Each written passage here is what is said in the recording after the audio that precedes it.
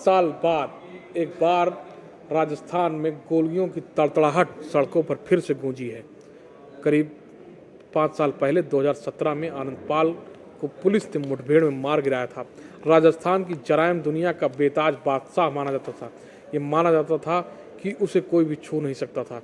राजस्थान की जराइम दुनिया में AK-47 जैसे सोफिस्टिकेटेड हथियार का प्रयोग भी उसी ने किया था और बीच में पकड़ाया भी था और उसके बाद वो पुलिस की गिरफ्त से छूट कर आज़ाद हुआ और उसके जब ये 2017 में 24 जून को उसका इनकाउंटर हुआ। दिन था शनिवार और आज भी शनिवार है जब राजू ठेठ की हत्या हुई है।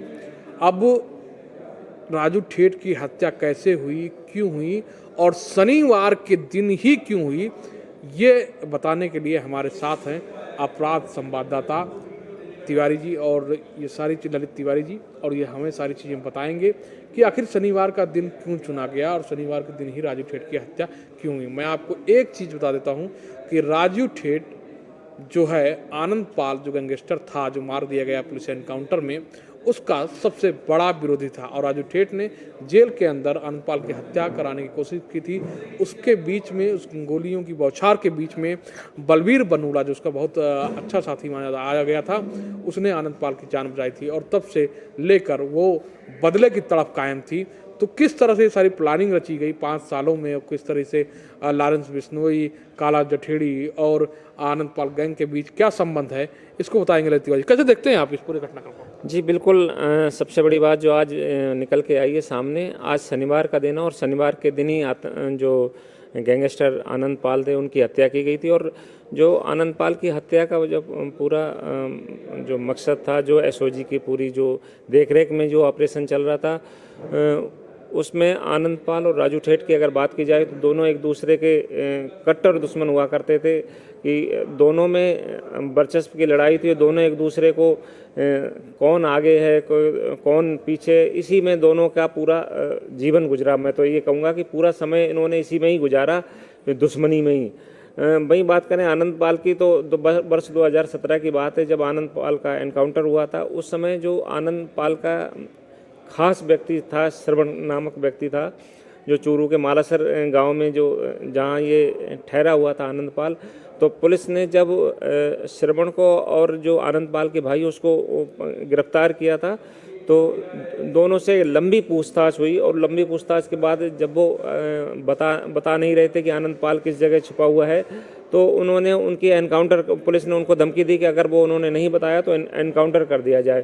तो जो गट्टू है, जो आनंदपाल का बहुत दायां हाथ कहा जा सकता है, उसने इसकी श्रवण के घर में होने की सूचना दी। तो इस पर SOG मौके पर पहुंची और उस दिन जो एनकाउंटर हुआ उसमें उसको बाहर सरेंडर करने के लिए भी आनंदपाल को कहा गया कि वो सरेंडर कर दे, लेकिन जब आनंदपाल ने सरेंडर नहीं किया तो पुलिस ने ताबड़तोड़ गोलियों के बाद उसका एनकाउंटर कर दिया। अब बात करते हैं राजू ठेठ की। उस दिन भी दिन शनिवार का था और आज के दिन की भी बात करें तो शनिवार का दिन जिस तरह से काला जठेड़ी की बात करें, इनका लॉरेंस बिश्नोई की बात करें और ये आनंदपाल की बात करें, तीनों ने अपने अपने क्षेत्र संभाल रखे थे। लॉरेंस बिश्नोई पंजाब का पूरा क्षेत्र संभाल रखा था, वहीं आनंदपाल ने राजस्थान का संभाल रखा था। तो कहीं ना कहीं जो ये वर्चस्व की लड़ाई थी, तो इनमें जो ये राजू ठेठ की हत्या हुई है उसमें कहीं ना कहीं इसका कनेक्शन भी है।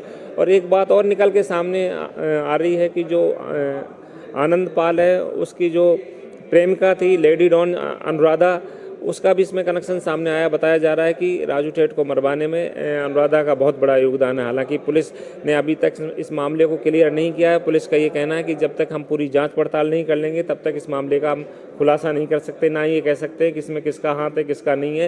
हालांकि जो 5 बदमाशों ने जो गोलियों से छलनी किया है उसमें कहीं ना कहीं पूरी तरह से बात सामने आ रही है कि रेकी करके इस वारदात को अंजाम दिया गया है। कि आप अगर CCTV कैमरा देखें तो उसमें किस तरह से जब वो बदमाश जाते हैं तो उनकी आड़, जिससे किसी को कोई देख नहीं पाए, एक ट्रैक्टर आता है, ट्रैक्टर को खड़ा करके और उसके बाहर निकाल के उसको ताबड़तोड़ गोलियां बरसाई जाती हैं, जिससे उनकी मौके पर मौत हो जाती है। वहीं एक जो व्यक्ति कोचिंग के पैसे जमा कराने आया था उसकी भी मौत हो जाती है इस पूरे मामले में। तो जो DGP उमेश मिश्रा है, उनका कहना है कि 4 लोगों को चिन्हित कर लिया गया है, 5वें की तलाश पता लगाया जा रहा है कि कौन इसमें, और जो व्यक्ति है वो पांचवा व्यक्ति कौन शामिल है। तो कहीं ना कहीं जो ये पूरा घटनाक्रम है ये, और सबसे बड़ी बात जो ये शनिवार का दिन है, उसमें जो रोहित गोदारा ने जो फेसबुक पे लिखा है कि बोले कि बजरंगबली हमारी रक्षा करेंगे इस मामले में, जो और दुश्मन है उनको भी ख़त्म किया जाएगा।